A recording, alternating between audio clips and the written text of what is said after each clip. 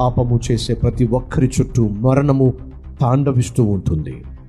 పాపము చేయడానికి పరుగులు తీసే ప్రతి అబ్బాయి చుట్టూ, అమ్మాయి చుట్టూ, ప్రతి భర్త భార్య చుట్టూ, ప్రతి ఒక్కరి చుట్టూ మరణము సంచరిస్తూ ఉంటుంది.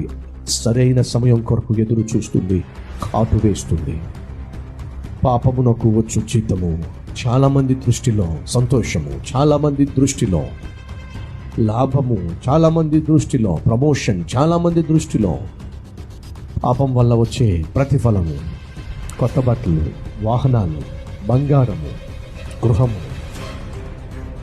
వారు అనుకున్న వస్తువులు కొనుక్కోవడము అనుకుంటున్నారు. కానీ బైబిల్ సెలవిస్తుంది, పాపం వల్ల వచ్చు జీతము మరణం, నాశనం, నరకం. ఇది వాస్తవం.